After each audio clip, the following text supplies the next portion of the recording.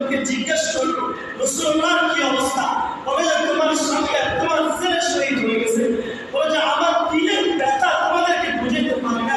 আমার স্বামী চলে যান, সন্তান চলে যান, শহীদ হয়ে যান, তাতে আমার আফসোস না, আমার প্রিয় নবী কি অবস্থা সেটা বল। কি ভালোবাসা ছিলেন নবীরা নবীর প্রতি। নিজের সন্তান চলে গেছে, যাকে 10 মাস 10 দিন গর্ভে ধারণ করেছে,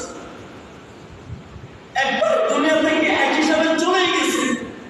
সন্তান প্রসব করার কষ্ট আর ব্যথা, কষ্ট আর সহ্য ছাড়া সন্তান জন্মে আরে বুঝতে পারে।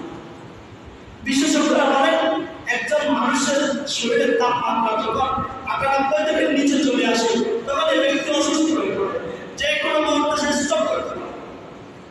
কিন্তু যখন একজন মা যখন সন্তান প্রসব দেয় তখন 40 থেকে 35 বার আরো নিচে তাপমাত্রা চলে আসে। তখন আমি তো বলে সেটা বলে গেছি, আল্লাহ তার প্রতি দয়া দেখা, তার ভালোবাসা, তার আল্লাহ দিয়ে থাকার কারণে আমার সেই সন্তানের ডাক শুনে।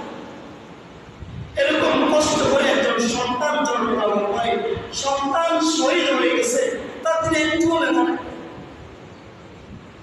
আদরের স্বামী যার সংসার করতেছে সে শহীদ হয়ে গেছে, তার কথা শোনার পরে তার দিনে একটু মনে হয়, তার মুখে একটাই ভাষা, একটাই বাক্য, তার দিনে একজনের কথায় জফা কফা, একজনের কথায় সে ভাবতেছে তিনি প্রিয় নবী মুহাম্মদ রাসূলুল্লাহ সাল্লাল্লাহু আলাইহি ওয়াসাল্লাম।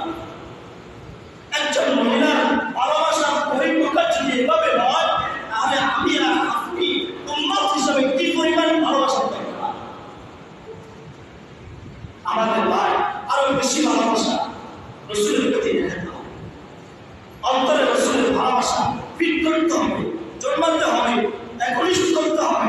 তাহলে আমরা পরিপূর্ণ কি হতে পারবো না, মুমিন হতে পারবো না।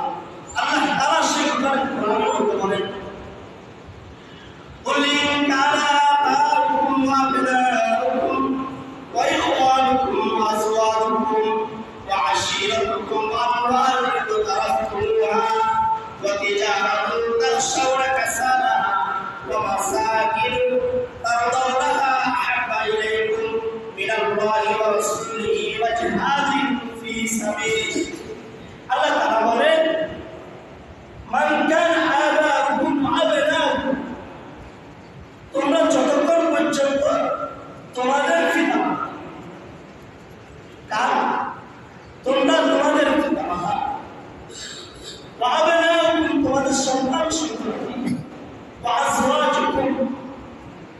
এভাবে যখন তোমরা তোমাদের ভালোবাসার পাত্র ছাড়া ব্যবসা বাণিজ্য বাড়ি ঘর এসব যে লোকসান তোমরা ভয় পাও, ব্যবসায় লোকসান আমাদের মানুষ কি করে ভয় পায়, ব্যবসা করে মহব্বত থাকে, এমন জিনিস যদি এমন জিনিসের ছিল তোমরা যদি রাসূল সাল্লাল্লাহু আলাইহি ওয়াসাল্লাম ভালোবাসা যদি তোমরা কি করতে না পারো, তোমার অন্তরের মধ্যে ফিট করতে না পারো, তাহলে ফাতারাব্বাসু হাত্তা ইয়াতি আমরুল্লাহি, তোমরা অপেক্ষা করো, তোমাদের জন্য শাস্তির নির্দেশ আসছে।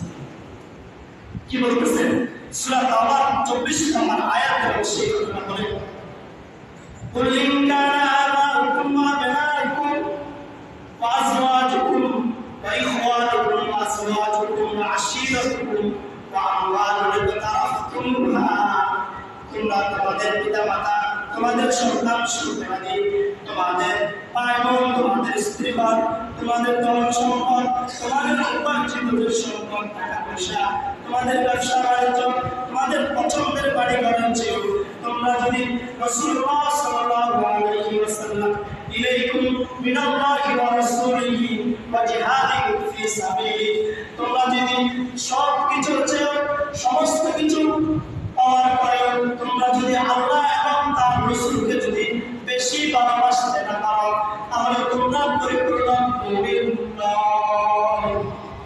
তোমরা যদি এই সমস্ত ভালোবাসা চেয়েও দুনিয়ার ভালোবাসা থাকবে, এই ভালোবাসার চেয়েও আমার দিলের মধ্যে, আমার অন্তরের মধ্যে রাসূলের ভালোবাসার মাত্রা কি থাকতে হবে, বেশি থাকতে হবে। যদি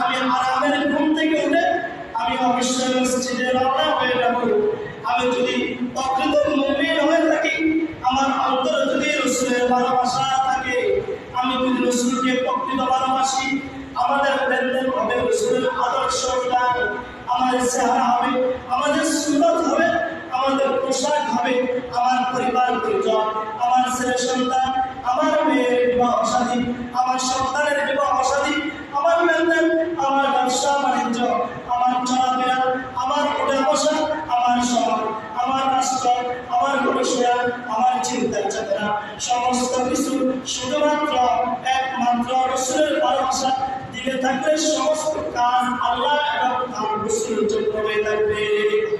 না হলে কোনো উপায় নেই। আল্লাহ এবং তার রাসূলের ভালোবাসা যদি দিলে না থাকে, তাহলে আমাদের কোনো অস্তিত্বই থাকবে না।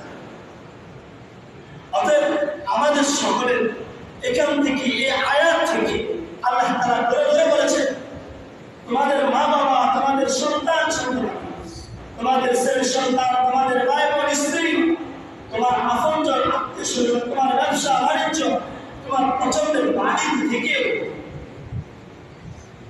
মিনাল্লাহি ওয়া রাসূলিহি ওয়া জিহাদিন ফি সাবিলিল্লাহ, সবকিছু আল্লাহ এবং তার রাসূলের জন্য জিহাদ করে দিতে হবে, বিলীন করে দিতে হবে, বিসর্জন দিতে হবে, তখন আবু বকর রাদিয়াল্লাহু তাআলা আনহু, আল্লাহ রাসূল সাল্লাল্লাহু আলাইহি ওয়াসাল্লাম যখন বললেন, সমস্ত সাহাবীদেরকে ডাকলেন, মসজিদে সবাই একত্রিত হলো। রাসূল সাল্লাল্লাহু আলাইহি ওয়াসাল্লাম ঘোষণা করেন যে তোমরা সকলে বাইতুল মাল জমা দেওয়ার যুদ্ধ হবে। এই কথা বলে বিদায় দিয়ে দিলেন। সাহাবায়ে কেরাম সকালে বাড়িতে চলে যায়। সকালে বাইতুল মাল জমা করার জন্য আসছে মসজিদে নববীর চত্বরে, বাইতুল মাল জমা দিচ্ছে, সকালে সামান্য অনুযায়ী অর্থ জমা দিচ্ছে, সরঞ্জাম জমা দিচ্ছে যুদ্ধের জন্য। সবাই